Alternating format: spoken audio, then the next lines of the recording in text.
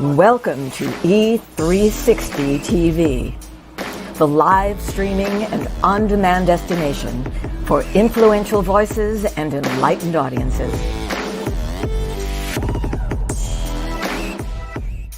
We offer trending, grassroots, and purpose-driven content across a diverse range of interests. E360 TV is more than just watching programs. We offer the ability to interact with live shows connecting audiences to real, authentic influencers and storytellers while streaming to millions of devices.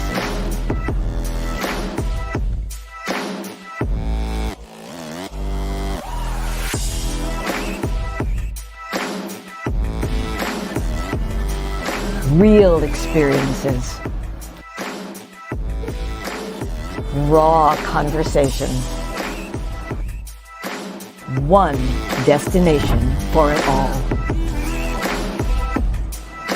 E360 TV. This world is changing more and more every day, and we've decided to change right along with it. My name is Dr. Lauren Michaels Harris, and I'm the president of Trajectory TV Network.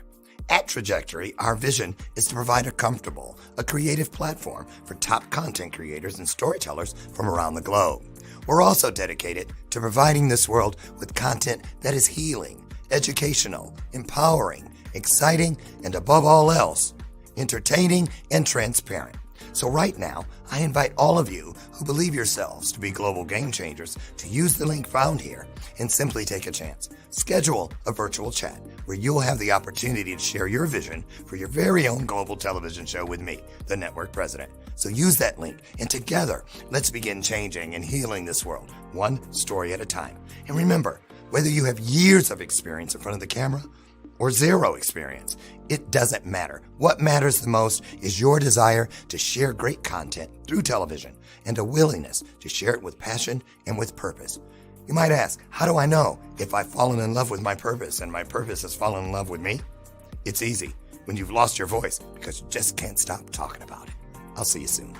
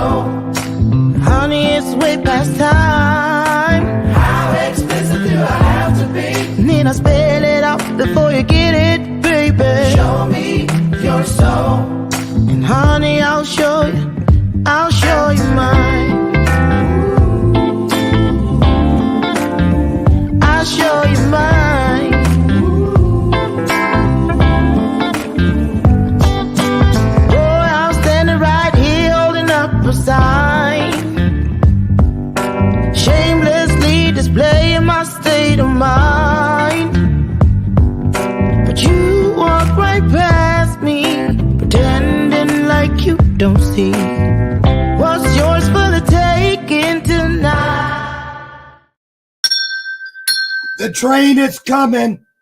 The train is here. Get on board. Good morning, good morning, good morning, good morning. Now you see why they always put me in the hallway in elementary school. I was full of too much energy for them. I prefer to say so much energy because the moment we say T-O-O, anywhere other than at the end of a sentence where it's inclusive, something in our world disappears because of the promise that we're never going to be given more than we can handle. So don't say I'm too tired. It's too late. I'm too old. No, it's so late. I'm so tired. Right? Get it? There it is. Good morning, and welcome to today's installment of Bathrobe Moments. I'm your host, Lauren Michaels Harris. That is the Bella Purpose. Not a clever show gimmick, not a prop.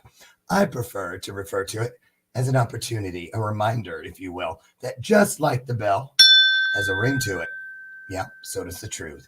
And while we're here together fulfilling that great promise that guarantees us that where two or more of us we come together, we've got a mindset, we've got a heart set, a spirit, a soul set, if you will, of togetherness, of agreement. Hey, spiritual magic is the outcome. Can I get an amen? So there's the Bella Purpose to remind you when you hear it. Lean in, tune in. We know you're busy, but don't ever be so busy that you miss some truth. All right. Listen, welcome to the show. My sidekick. She's my version of Ed McMahon. She's been here all 6 years. Lucy McGillicuddy Ricardo. And speaking of back in the day, 6 years, our guest today, W. Steve Wilson. There's another one of those initials. We got to guess what it stands for. I'm going to see. What if it was Wilson Steve Wilson? Wouldn't that be cool? Wallace Steve Wilson. Got to be something with more than one syllable because he chose Steve because it has one syllable, I bet. So what if he was named after his Aunt Winifred?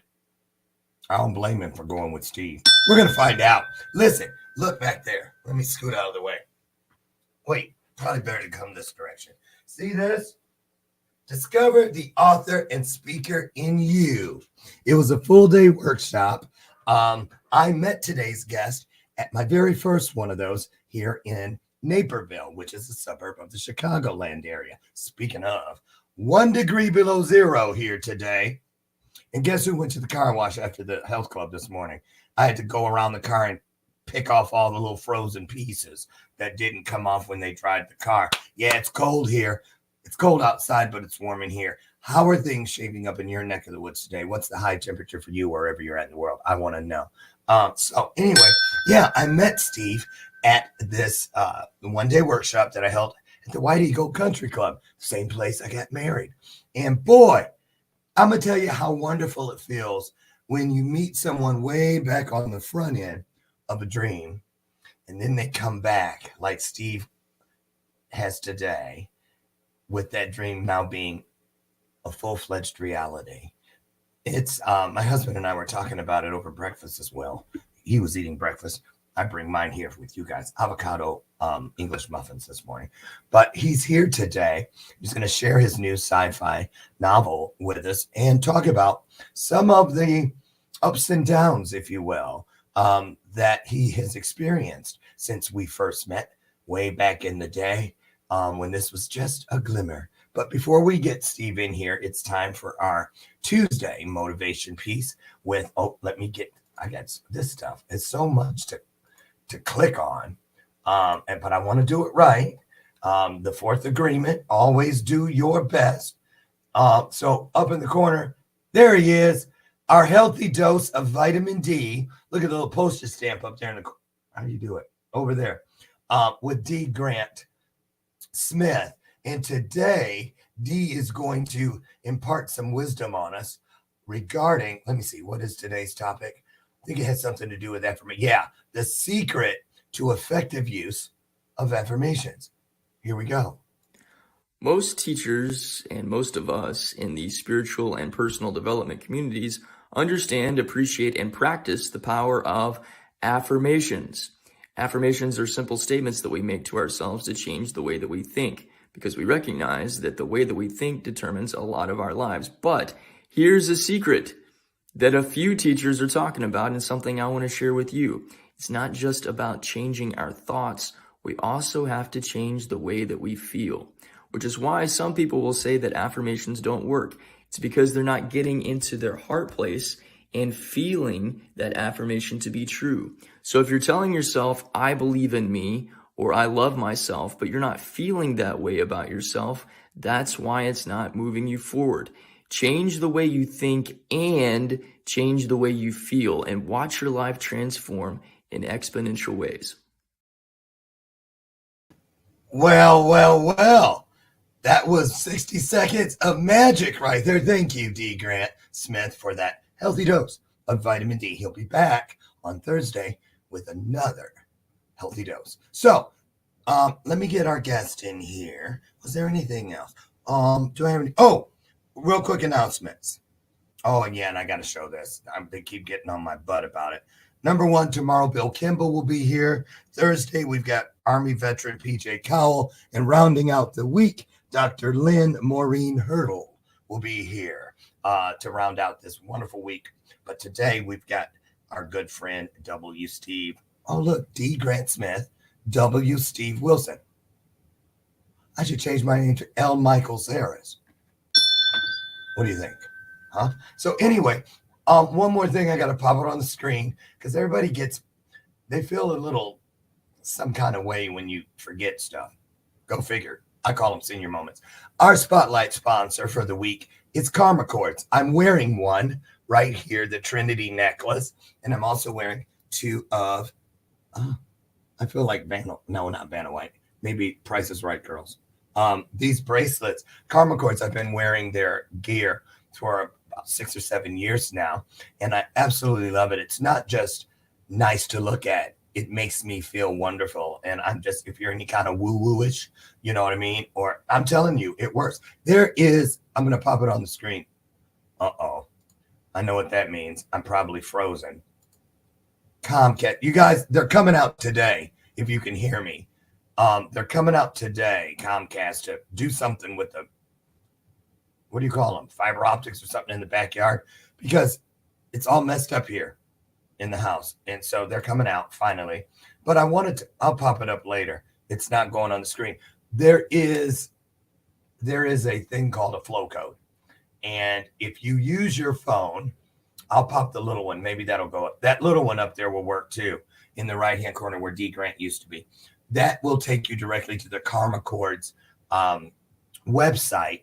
And once you get there, look at all their wonderful things. And I'm going to put this in there along the bottom. When you check out, because I know you're going to find something you love there, type in TTV Disc, which is, what's the name of this company? That really was a senior moment. Trajectory TV Discount, it stands for. Pop that in at checkout. They're going to give you an additional 15% off. We love that because prices. I told you yesterday, I went to Jewel after the health club yesterday morning. I'm not kidding you. I had I'm telling the truth, one of those little carts, right? And most of the stuff was up here where the kids ride. I had water down on the inside. It was almost $200, $179. And they tried to put like one or two things in separate bags to make me feel like I was getting a lot of stuff. I couldn't believe it. You guys, come on now. We got to do something. It's getting out of hand, right? So anyway, our guest today, and then I got to do that other commercial during the commercials because I want to get our guest in here. W. Steve Wilson. Here's a little bit about his background. He definitely loves space, infinite mysteries, endless stories. He was born and raised in California, but after graduating from Occidental College, guess who else went there? Barack Obama. Right. I was playing Jeopardy on Wii the other night, and that was one of the questions. George Washington, Abraham Lincoln, or Obama went to that college. All of us playing got it wrong. So now I know. Occidental College in Los Angeles and a few years in Santa Barbara. He has spent his business career in financial services and IT consulting. Two worlds I could never. Let me see. He spent 40 weeks a year on the road while he was working in that industry. He traveled a good portion of the U.S., foreign travel, and occasionally it took him away, including 2 years in Barbados, architecting the business functions for a bank merger. Okay, I really want to get my breakfast down, so I need to get away from all this financial talk. So let's go into something interesting. Sorry, I'm just kidding. A lifelong fan of science fiction and mystery novels, Steve says that he's always had a sci-fi or detective novel nestled next to his laptop to read on the plane or during those, some big word, airport delays that are the lot of road warriors. See, these writers, come on now, no words more than 3 syllables, looking to write the stories he'd like to read. So he picked up a pen, well, actually a keyboard, and he got to work. The results are here with us today. See, this is what happens when you change someday or one day to April 12th, 2026, whatever it is. Put a date on it, because then every day it's moving closer to you. I hate to tell you this, but someday or one day, I haven't found it on one calendar yet. Can I get an amen? No wonder it never shows up. Anyway, put your hearts on the screen. This is not his first time here. He's been here back in the day, but we're going to pretend like it's his first time. Get on your feet by putting hearts on the screen. Welcome our guest, W. Steve Wilson.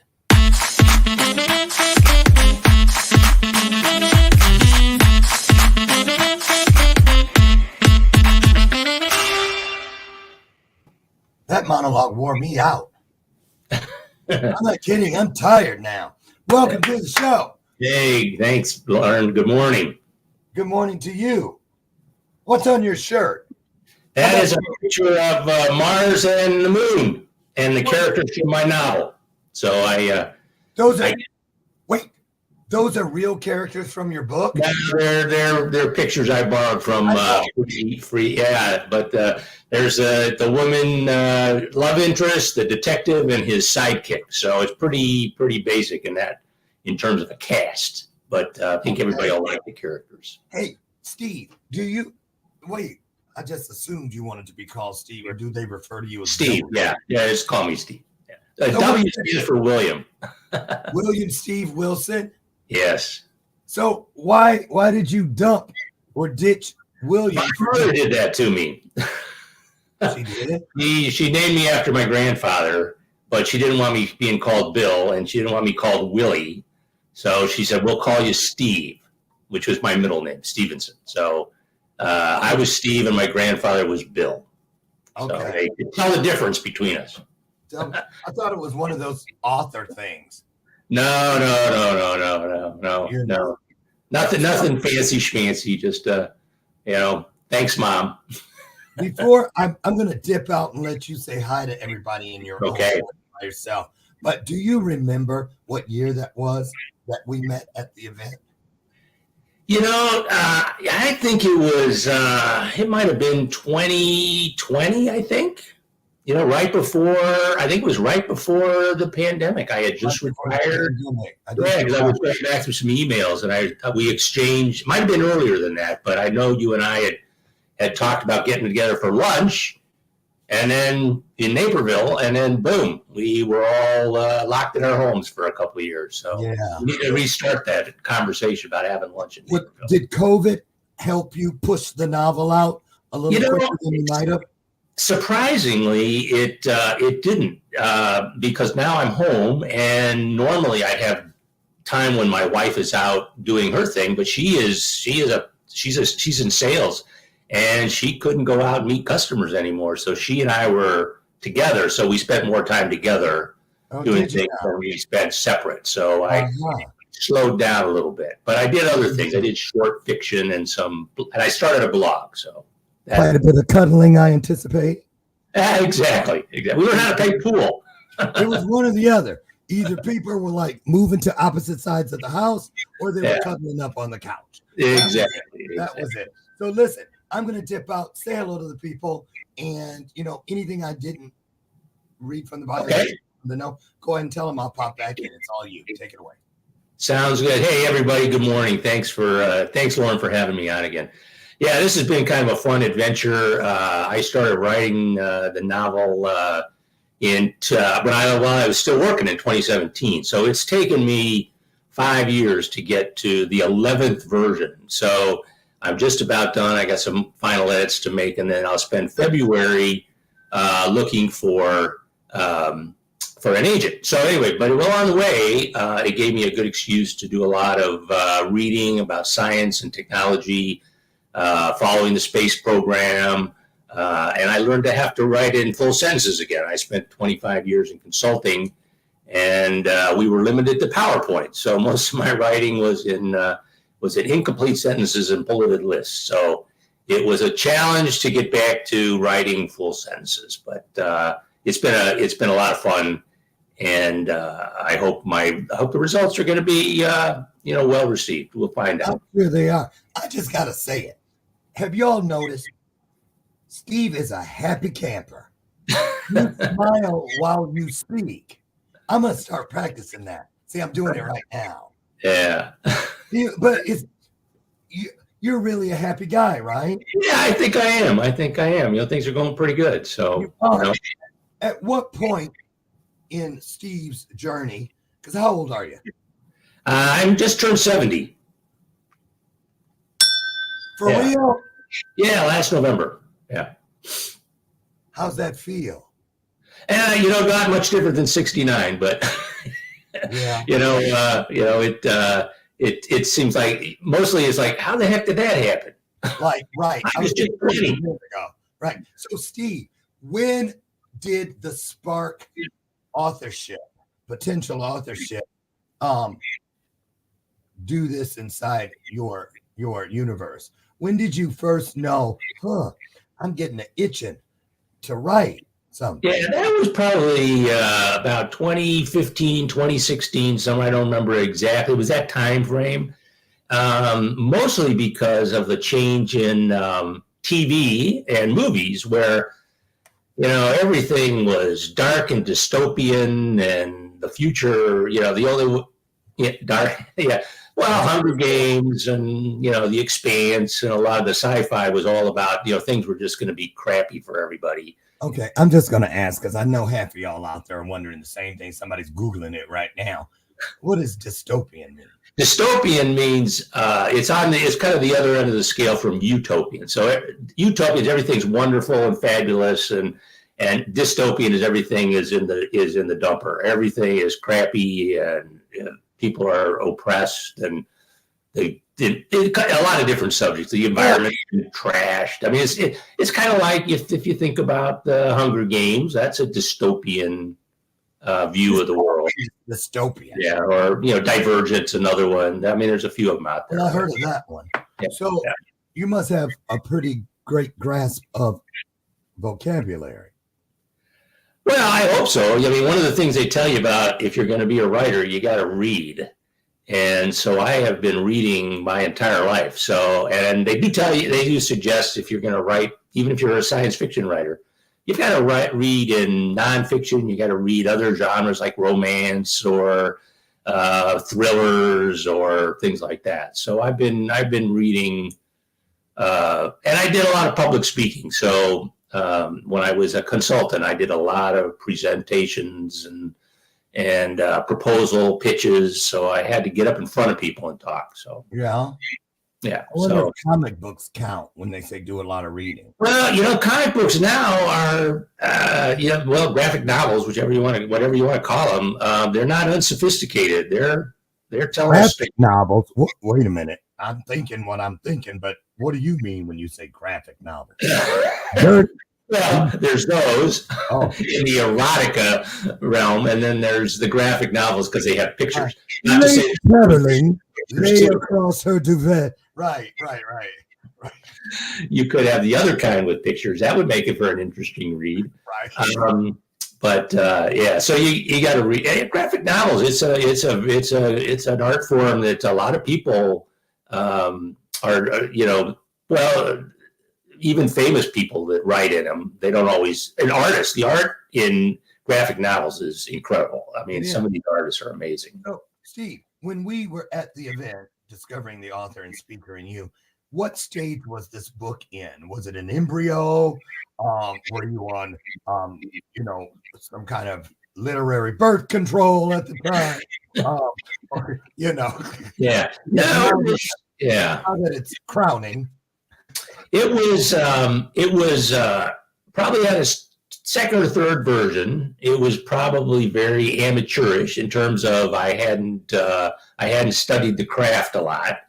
So it would have been a little bit painful to read for a sophisticated reader. So did you think you knew more than you actually did back at the inception of the idea? Absolutely. I thought, I read a lot of blogs. I read some books on structure, and then I wrote it. And the first version was probably about, maybe 250 pages. And I sent it out to people to read, and it was just, what about, I left things out. My sentences weren't correct even my grammar wasn't correct. Right. So it took from the first draft to where I am now. It's taken probably 3 years of rewrites and going to classes and reading, and I even had a professional editor read it. So I paid some money to have an editor take a read, and she had lots of things to say. What do you feel now, down the road a piece, since that original concept? What would you, let's say? Well, I'm trying to think of the right way to phrase this. When you said, I'm going to write a book, and you thought you knew what you knew, but you didn't.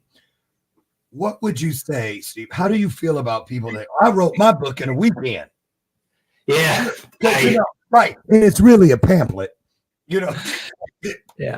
And there are a lot of people. I mean, I'm pretty active on Twitter, and there's a writers community out there that people share stories and experiences with it. And a lot of people say, "Oh yeah, I wrote 10 books this year." I go, "How did you even type that fast?" Right. But I'm not a fast typer, and I'm not a fast thinker. So mine are going to take a little long. Some people, they just have an inherent skill for that. How many words is this book? Right now, it's at 84,000 words, which is pretty typical for a science fiction novel. And then 310 pages. Yeah. How long? 310 pages. Ooh, that's typical. You want to stay around that. If you get much longer than that, people who read fantasy, for example, tends to be really long.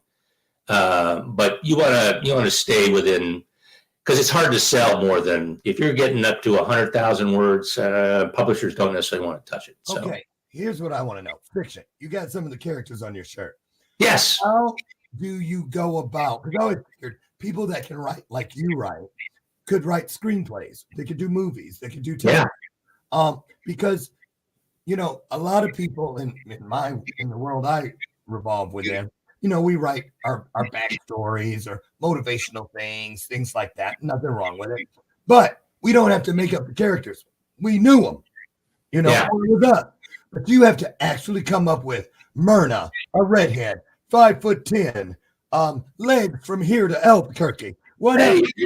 Her name's Danielle, but you've described her pretty well. Wait, is there a Myrna in your book? Her name's Danielle, but yeah, there's a Myrna.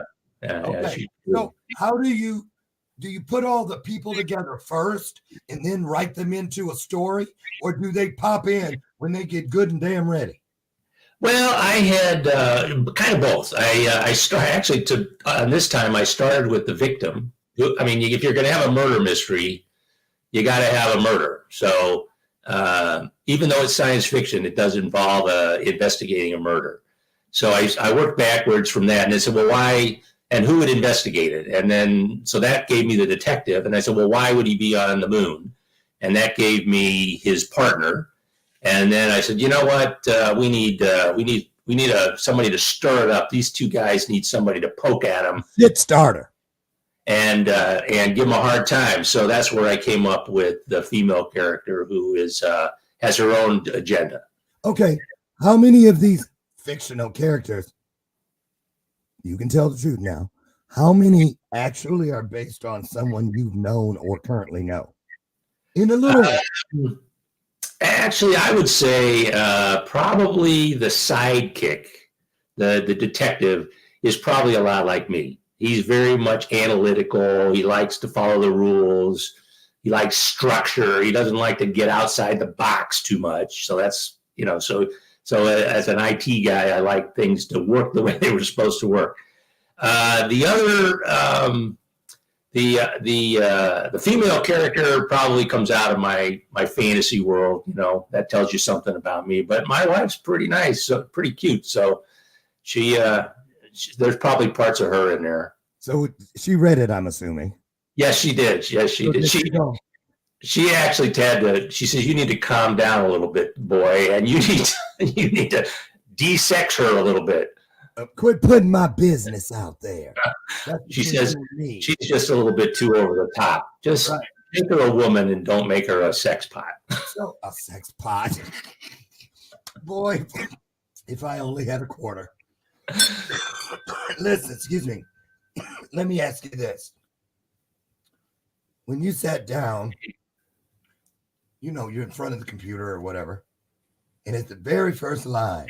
I've heard that sometimes people sit in front of their typewriter or computer for hours because that first line is sometimes the most difficult. But then off you go. How was that experience for you? Did you just, or was it like, ball it up, start over? Yeah, it was a lot of that. It was I had the general story in mind. I kind of knew where I wanted to start and where it ended. I like to outline things. Other writers just write as they go. I'm what they call a plotter. I figure it all out. But yeah, starting that first chapter and you just go, all right, well, what's the first thing that's going to happen? And actually, I've rewritten the first 3 or 4 chapters probably 5 or 6 times. Changed them around, moved them around, cut them down, added to them. I started it on Mars at one point and wrote a chasing down a criminal. And most of the readers said, that's got nothing to do with the story. Take it out. I'll save it for another book. But yeah, it took me a while. But then once you get going, you get going. You hit your stride. Yeah, exactly. Yeah. So before we go to break, I want to ask you this question. How much of a hard shell, a mallard duck mentality, do you feel a person needs to have to not take things personally when you say, hey, read this and give me your opinion? Because I've done it with speeches and stuff, and people that I give it to, they even said to me, listen, if you don't want to hear what I have to say, then why'd you give it to me? Because what do you know? You know, right? I mean, it was horrible. How is that a natural thing? Did you learn it in one of those classes? Or how do you learn to accept the feedback? Because I don't believe in not critical, what do they call it? Constructive feedback. Yeah, constructive feedback, yeah. Constructive insight, that sort of thing. But how do you not take it personally? Well, I think at some point you do. I mean, whether you would voice it or not, you do feel, oh man, I thought I aced that, and now not so much.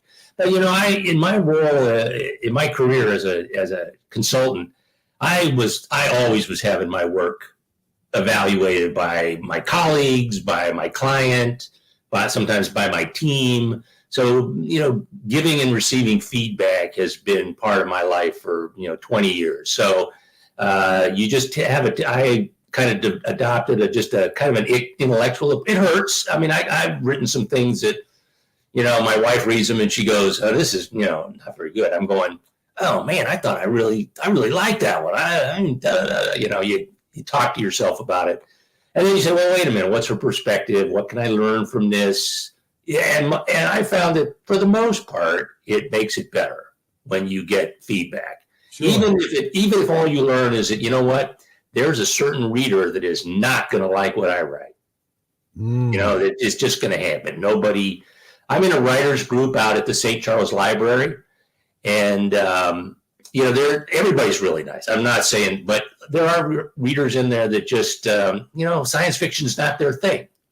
So they tell you some things and they say, well, I didn't quite understand this and I didn't quite understand that. Is there a lot of ego? Is there a lot of ego with fellow writers?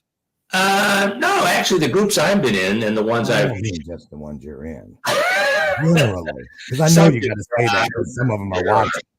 But one of the things I've learned from reading and my own experiences, you need to have a little bit of humility. We're not all Toni Morrison, and we're not all James Patterson, and we're not all Isaac Asimov.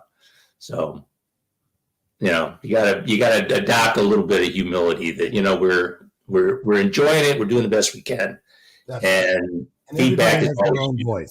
Everybody has their own voice. So when we return, we're going to talk to Steve. He's going to read us a little excerpt from his novel. What's the name of the book? Lunar Gravity. Lunar Gravity. That's my title. It may change when the publisher gets a hold of it, but right now that's the title. Okay. We're going to hear what he's got today. And there's a few more questions around the corner. This is a great time to share out the broadcast. A lot more show in front. Don't you dare go away. We'll be right back. On July 4th, 1962, I found myself in the lost and found of mankind. Just because something finds its way to the lost and found doesn't mean that it wants to be there. Just because something finds its way to the lost and found doesn't mean that the person who lost it doesn't care for that lost item. You are writing moments that people will learn from, grow from, and heal through for thousands of years. Together, we are co-authoring a unique moment in time. That DNA, those fingerprints, they're going to be gone. Ashes to ashes, dust to dust. But it is your story that they will tell for thousands of years, but only if you leave it. Things that do not serve you must go. The longer you wait, the more time you give them to trick you into serving them. 22 homes in foster care, everything I wore as a scar, as a shame, things that started like Velcro on my spirit. After just a few months, then years, then decades, I had believed myself into believing that they were indelible tattoos. Sometimes we have to be broken down to appreciate the view once we start getting up. I want you to leave this place and know that you have been changed. Why? How do I know it's true? Because each of you has just changed.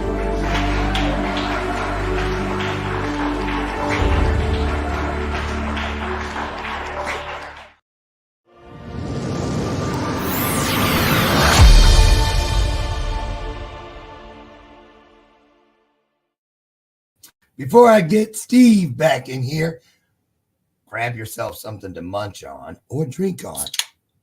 Ooh, what is that? V8. I got rid of the Diet Coke years ago. 2.5 to be exact.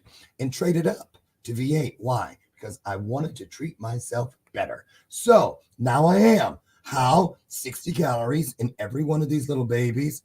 100% vegetable juice from concentrate.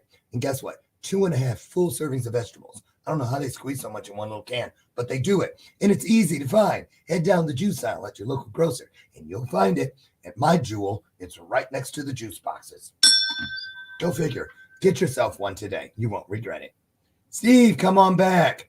Hey, I'm ready to be edutained. So, all right, here we go. I'm going to get out and let you read some of the book. I will do that. Yeah, okay. Sounds good. So this is chapter 1, scene 1. The action picks up. It's in the shipping terminal in a city on the moon. It is Monday morning, June 7th, 2224. So about 200 years from now. Here we go.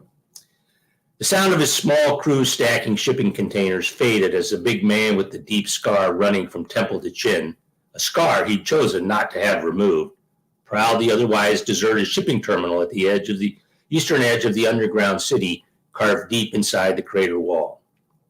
With the docks in lunar normal gravity, he forced himself to move gingerly, with the odd lope that made people look stupid and made him feel unsteady, unsure of himself. Not a pleasant feeling. As he passed through the connecting tunnel, the route bordered by parked loading tractors and maintenance carts, he amused himself with thoughts of the violence he was about to rain down. And if the boss did his job, there'd be no evidence he'd been there, other than the dead body, of course. He managed a thin smile and coughed a soft chuckle at that thought. With the smile leaving his face, he exited the tunnel to the loading dock, paused in the hatch opening, and looked upwards. Dwarfed by the towering stacks of freight containers, machinery, and equipment, he gazed up at the high-domed roof. Rookies always heard stories about the dock being so large it had its own weather and to stay out of the rain. Most of them thought it was some harmless hazing by the old guys until they went home wet. This morning, though, this recycled air was clear and dry. The support beams and the fused regolith of the chamber's roof were visible in sharp relief, even in the safety lamp's dim light. To his left, the massive arched steel and titanium doors 30 meters high and as wide, provided access to the cavernous space from the outside. When retracted into the sealed slots on either side of the arched opening, an entire launching frame could be brought in through the portal. Inside the pressurized dock, crews could load a shipment of containers without having to go outside in vacuum suits. During the rest of the month, the place was a madhouse, with shipments in and out, crowded with dock workers, shipping managers, and often curious onlookers. With the monthly citywide maintenance cycle running, no shipments were moving through the warehouse. The dock workers had all been sent home. He and his crew could work undetected. With the docks shut down, clean recirculated air from the city had replaced the sickening smell of sweat and fuel. The environmental systems had washed away the ozone tank from the welders. He drew a deep breath. It smelled almost like real air. But he hated this goddamn place. Every day he came here for work, every time he did one of these monthly jobs, it reminded him of how much he'd left behind to live in this cave, 250,000 miles from home. That introduces the murderer. As he walks, You cussed. Well, there's a little bit more coming if it's okay for me to continue. I only said that, you guys, because he asked me in the pre-interview, is it okay if I say damn? I was like, hell yeah. So anyway, so listen, now you're taking us to the murder itself, and there's a little bit more cussing here, but I can edit it out if I'm okay. No, leave it in. We're all grown ass people. Come on. All right, here we get to the end of chapter 1. All right, so he's walked through the tunnel, and he is on his way to his next stop, and he observes a young man who's joined the crew for tonight's adventure. He starts out. So this is the murderer talking. Damn it, Patel, why haven't you got that container loaded? I swear to God, I'm going to kick your ass if you don't get a move on, he said, approaching the tractor. Hey, man, I'm glad you're here, Patel called out. I can't get the tractor started. The panel says the damn thing won't start until the safeties are in place. Well, have you checked under the main towing tongue is aligned in a bracket? You'll need to crawl underneath that cradle and make sure it's seated. Get going. I'll work the tractor from here. Patel hesitated and stepped back from the tractor. Whoa, no way. If full G comes back on while I'm under there, don't be a chicken shit. Get your ass under the cradle and get it checked. Full G's not supposed to come back for 15 minutes. You know the schedule. You've got plenty of time. Now move it. He took a menacing step forward when Patel hesitated. Patel quickly stepped from the threat, got down on the floor, and turned to his back. Patel inched his way into the tight gap between the cradle and the loading dock floor.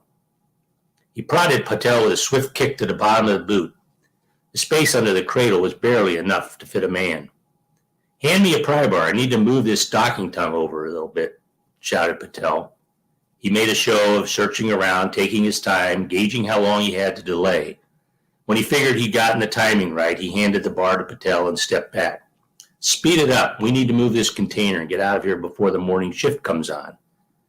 As he expected, the warning alarm fired up 10 minutes early with its loud, clear, oscillating howl. Everyone in Plinius knew that sound. The maintenance cycle was over and full Earth normal gravity was coming back online. Patel started yelling and worming his way out from under the cradle, feet first. For God's sake, pull me out, grab my feet. Instead, he pushed on the bottom of Patel's boots with his own, not letting him out. Patel shouted, "Don't do this, you're making a big mistake." Patel's struggles grew frantic. "Stop, you'll pay for this." He didn't let up. He pushed harder, gripping the container to give himself support, ignoring Patel's pleas. "They'll hunt you down. I'm telling you, you're a dead man. Let me out. I can help you. I'm a cop, man. Let me out." Patel strengthened his efforts to crawl out against the pressure on his boots. The confines of the small space had him trapped, unable to move. Surprised by Patel's admission, he hesitated. Had he made a mistake? He shrugged and ignored the whisper of doubt in the back of his head. Then again, maybe that's why the boss wanted him taken out, he thought. Well, too bad for you. Always wanted to take out one of you bastards. But hey, it's nothing personal, kid. It's just business. Patel got his legs out from under the container with a desperate heave. He kept pushing. In the end, not taking any chances, he stomped on Deep's knees with his hard-soled boots, breaking them both. Patel howled in pain. Time ran out. The alarm changed to a steady tone. The gravity intensified and the tractor load started to topple towards the floor. The container's weight increased, slowly crushing Patel's chest and head. His agonized screams died out as the alarm's wail faded and the full container dropped to the floor. Watching the pool of blood spread, he smiled and started thinking of warm sun and sandy beaches. Well, you got over that real fast. The blood hadn't even. Oh my goodness! Now, look, I ate both of my little muffins while I was like, excuse me. Let me say this. I was literally, especially when he was pushing to keep him in there, I could see his neck veins. That's how well that was described. I really could. And I'm just going to say, listen, I want to ask you real quick, then I'm going to go through some of these terms. Do you actually, after you get your stride, do you literally hear the voice and see these characters doing their thing? You know what I mean? Because I kind of did right from that little bit. Yeah, very much so. It's and a lot, and I've heard that other writers have this same experience where you tend to visualize it as a movie. That you're in the scene, you know what's going on, you can hear the voices. Right. Yeah. What about here's some of the things, some of the terms you used, because I was writing them down. I was like, oh, I would have never called it that. I would have just, odd lope. Lope. When was the last time you used the word lope? Okay. Thin smile. I probably just would have went with subtle smile, but thin is like sinister. I mean, right. In the description, safety lamps, 30 meters high, pressure dock, loud, clear, oscillating. These things are, because imagery drives the story. That's how I work with my public speaking clients. When they're reading their speeches to me, I turn away because I'm watching the story on a screen. And when it goes blank, something's wrong. You didn't develop the character, or you didn't describe, because I didn't see anything. You lost me. Talk about, tell people now, is this, and how much of this ability, in your opinion, based on your journey, is natural, and how much were you able to pick up? You mentioned earlier you've taken some classes and things, and a lot of people sit down and write, I don't need it as long as I get Grammarly. Talk about that. How important is it to find what you don't have naturally if you consider yourself or hope to be an actual writer? Yeah. Well, I would say that when I started out, it was a lot of detail because I'm a detail guy. It was, working in IT, you better pay attention to the details or you're going to get you're going to have a problem. So I put in a lot of details. And then as I learned and talked to people, I found out, well, that's too much detail. You need to leave some unspoken so that the reader can visualize it in their own mind. So you need to give enough so that it's a big space. You give a tone that it's on the moon. You get the idea that it's not a normal location. But you don't need to say it's. You don't have to give it's brown speckled with gray rocks with da da da da da. You just fade away to just general. It's finding that balance. That I learned from study. I love that you mentioned that, Steve, because it is true. I love it when an author allows me to co-author, where they don't tell me every single detail, because I believe, and I use this analogy a lot with my clients, is remember when we were little kids in school, say third grade, and there was story time, and the teacher we'd sit on the floor, remember that semicircle, Indian style, and then he or she would get to the part of the book where the pictures were, and they turned the book around, and I couldn't wait because I wanted to see if those pictures were similar to what I had pictured, and I always felt mine were better, which is why I feel today when people compare a book to a movie that came out later, everyone always goes, the book was better, because they got to co-author. Whereas in the movie, It's all done for you. See what they see. But Yeah. Bruce Steinberg, I need a booster seat. Yeah, I see Bruce's question. Yeah. His question. He's asked, he wants to know, do you have a different approach when working on a first draft versus rewrites? For example, Stephen King wrote his book on writing that he won't let anyone at all look at his first draft. What different approaches do you have, if any? Dunka Shane. Yeah, so actually, when I started out, I did read Stephen King's book on writing. It sits right there on my work table where I can reach it if I need to. And I kind of took his advice. It was one of the books I read early, and I wrote the first draft nonstop. Nobody read it. I didn't talk about it. I didn't, other than a couple ideas I might have shared with my wife. But other than that, I wrote it nonstop with nobody reading it. And then, as Stephen King says, I went with the open door and said, somebody read it. And so now I submit sections. I have people read parts of it. Like, I'm struggling with the first 3 or 4 chapters. Let's run those through some focus groups almost. I'm also in an online community that you can submit work to, and people give you feedback on it of other writers. So I did take a different approach. And then at the end, I had a professional editor look at the whole book. So, yeah. Got it. Here's one from me, and then I've got a couple more questions for you. Have you ever sat down at the computer thinking, you tell your wife, yeah, I'll be up in a few, it's 10 o'clock at night, she's going to bed or whatever. I'll be up there in a little bit. I just got an idea. I want to make sure I get it down. The next thing you know, the sun is coming up. Well, I haven't worked all night yet, but I have had some times where I said, well, I'll just put in an hour or so. And, I didn't have anything necessarily I had to go do. But, and the next thing I know, it's 4 hours later and I've written 2,000 words, and it's a whole chapter or a half. You get on a roll and it just starts to flow and away you go. Yeah. Jennifer says, Steve, thanks for the reading and making the story come alive.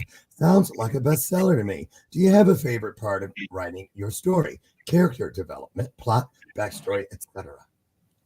Well, actually, I do. And I have kind of two favorites. From an intellectual perspective, just to write on the book, I like the research to develop the world building and where they are, and just developing the world they live in, because it allows me to, kind of indulge my interest in science. But really, to be honest, my favorite to write are the conversations between the characters, because you really get rolling and you kind of get into their personality a little bit, and you go, oh yeah, she would so say that. And it's just real fun to kind of get into to that aspect of it. So writing, I like to write dialogue. Okay. Well, speaking of, and we have 2 minutes left before I get on this next question. Right there, you see scrolling along the bottom now is Steve's website. Please head over and check out not only this work, but I'm sure there's other things there that are going to be of interest to you. Steve, I want to ask this final question. So, in this book, God, I feel like a gross. I don't care. I'm asking, are there any sex scenes? And how do you know? No, I'm just saying. I mean, how do you know how far is too far, or what? You know what I mean when you're describing it. His hand slowly moves down her thigh. Well, no.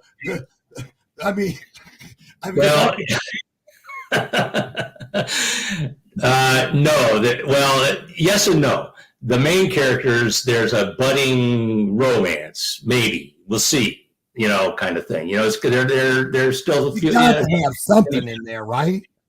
But the smugglers, the woman smuggler Carla, and her 2 sidekicks, make more than one reference to the kind of fun they like to have. But it's not explicit. It's not. I don't write the scene where they're actually together, but you get the idea that the 3 of them enjoy each other's company. Let's say. Okay. Enjoy. Who doesn't love to enjoy some company? So let me ask you this. When you're writing these things, though, seriously, do you have to know in advance how far to go with those kinds of things in order to not shoot yourself in the foot when you're trying to get it sold or picked up. Yeah, to an extent. Are there rules? Huh? Are there rules? No, I don't think there's not written rules. You just have to. But people are putting triggers on work now, saying, "Hey, this has got some like the TVMA kind of stuff where they tell you what's in the rating." Disclaimers. Yeah, disclaimers. So a lot of the science fiction that's why you need to read in your genre. Okay, for example, I just finished the third book in a trilogy about colonizing the moon, and you get the impression that clearly there's a sex scene coming up, but they stop it at the, they give you the impression that they're heading to the bedroom, but you don't get the whole scene. It's not erotica. That's like a red box DVD that's been scratched. 1 minute people are in the grocery store looking in the frozen food section. Next thing you know, when it kicks back in, they're in bed smoking a cigarette. What happened? Right. A lot of the readers of science fiction are younger people too. So, and they're not always just reading YA and middle grade books. Sometimes they're reading, what would be an adult fiction. So it kind of depends on how you want to be as a writer, I think. What are your hopes, Steve, as far as the launch? When can we expect to get our hands on this baby? That is a good question. It's probably going to be a few years. Next step is to find an agent. And then the agent's got to sell the book, and then the book's got to get published and launched. And I understand that can take a year or more. Just even after the publisher has bought the book, it can take over a year to actually hit the shelf. I'm just going to say this in front of God and everybody. So when you have a New York Times best-selling book and you come back to Naperville and they do that thing where they have the parade like American Idol does for its finalists, and the mayor of Naperville gives you the key to the city and all that. Don't act like you don't know me. I won't. Hey, the last time we talked on this, you asked about putting you in one of the books. So maybe I'll find a way to put you in the book, the next one. Quit playing, Steve. Quit toying with my. Are you serious? Yeah, I'll find a way to fit you in. I did my first movie last year, right? Did you know that? What? I did my first movie last year. Oh yeah, I did. I saw that. I haven't found it yet, but I'll send you the link. And I'm coming this year. I'm excited. So okay, it hasn't come out yet. Okay. Yes, put me in a book. Listen, if you have a book in you somewhere, reach out to Steve. He'll give you so much knowledge, so many great tips. Maybe, don't go down that road. It's full of potholes. Or head down here. It's metal all the way. Whatever it is, share your stories with people that love to share their stories. If there is a story in you, and I think there is, get it out. Get it out and share it with the world. Listen, if you want to leave something that the world can find, you got to leave it so they can find it, right? Duh. Steve, thank you so much. Final thought.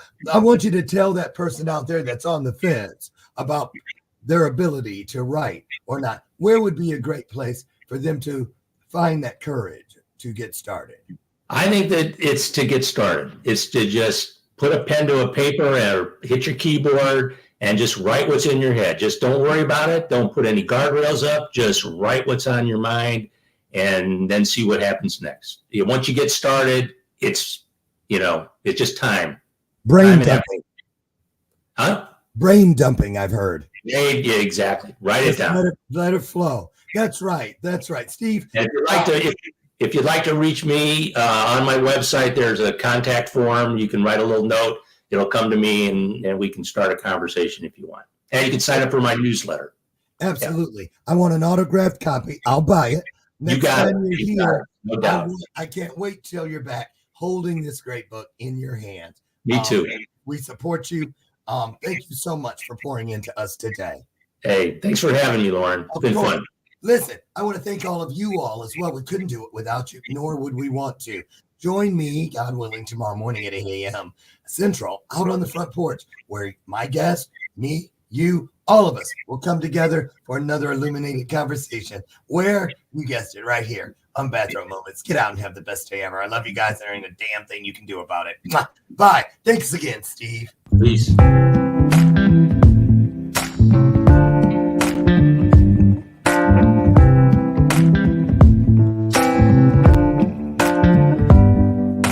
Show me your soul. Baby, I'll show you mine. Show me your soul. Honey, it's way past time. How expensive do I have to be? Need I spell it out before you get it, baby? Show me your soul. And honey, I'll show you. I'll show